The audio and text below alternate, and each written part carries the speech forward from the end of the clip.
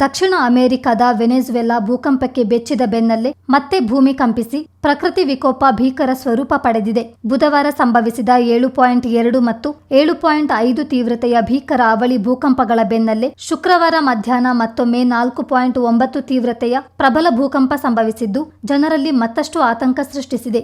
ಅವಳಿ ಭೂಕಂಪದಿಂದ ಸಾವಿರಾರು ಮನೆಗಳು ನೆಲಸಮವಾಗಿದ್ದು, ರಸ್ತೆ, ಸೇತುವೆ, ಆಸ್ಪತ್ರೆಗಳು ಸೇರಿದಂತೆ ಪ್ರಮುಖ ಮೂಲಸೌಕರ್ಯಗಳು ಭಾರೀ ಹಾನಿಗೊಳಗಾಗಿವೆ. ಹಲವಾರು ಪ್ರದೇಶಗಳು ಸಂಪೂರ್ಣವಾಗಿ ಅವಶೇಷಗಳ ರಾಶಿಯಾಗಿ ಮಾರ್ಪಟ್ಟಿವೆ.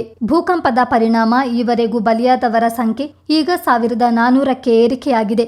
ಇನ್ನೂ 50,000ಕ್ಕೂ ಹೆಚ್ಚು ಜನರು ನಾಪತ್ತೆಯಾಗಿದ್ದು, ಸಾವಿನ ಸಂಖ್ಯೆ ಇನ್ನಷ್ಟು ಹೆಚ್ಚಾಗುವ ಆತಂಕವಿದೆ. ಅಂತಾರಾಷ್ಟ್ರೀಯ ರಕ್ಷಣಾ ತಂಡಗಳ ಜೊತೆಗೆ ವೆನೆಜುವೆಲಾದ ಜನರು ತಮ್ಮ ಪ್ರೀತಿ ಪಾತ್ರರನ್ನು ಮತ್ತು ನೆರೆಹೊರೆಯವರನ್ನು ಹುಡುಕುತ್ತಾ ಸಲಿಕೆಗಳು, ಭಾರೀ ಉಪಕರಣಗಳು, ಹಗ್ಗಗಳನ್ನು ಹೊತ್ತುಕೊಂಡು ಉರುಳಿದ ಕಾಂಕ್ರೀಟ್ ದಿಬ್ಬಗಳ ಮೇಲೆ ಕುಳಿತ ದೃಶ್ಯಗಳು ಕಂಡುಬಂದಿವೆ. ಕಾರ್ಯಾಚರಣೆ ತಂಡಗಳು ಜನರನ್ನು ಜೀವಂತವಾಗಿ ಹೊರತರಲು ಹರಸಾಹಸ ಪಡ್ತಿವೆ. ಗಾಯಾಳುಗಳಿಗೆ ಆಹಾರ ಮತ್ತು ನೀರಿನ ಕೊರತೆಯೂ ಕಾಡುತ್ತಿದ್ದು, ಜೀವನ್ಮರಣದ ಸ್ಥಿತಿಯಲ್ಲಿ ಸಿಲುಕಿದ್ದಾರೆ. ಕಳೆದ 100 ವರ್ಷಗಳಲ್ಲಿ ವೆನೆಜುವೆಲಾ ಕಂಡ ಅತ್ಯಂತ ಪ್ರಬಲ ಭೂಕಂಪ ಇದಾಗಿದೆ ಎಂದು ತಜ್ಞರು ಅಭಿಪ್ರಾಯಪಟ್ಟಿದ್ದು, ಕಾರ್ಕಾಸ್, ಲಾ ಗುಯಿರಾ ಸೇರಿದಂತೆ ಉತ್ತರ ಕರಾವಳಿ ಭಾಗಗಳು ಅತ್ಯಂತ ಹೆಚ್ಚು ಹಾನಿಗೊಳಗಾಗಿವೆ. ನೂರಾರು ಕಟ್ಟಡಗಳು ಕುಸಿದು ಬಿದ್ದಿವೆ ಎಂದು ತಿಳಿದು ಬಂದಿದೆ.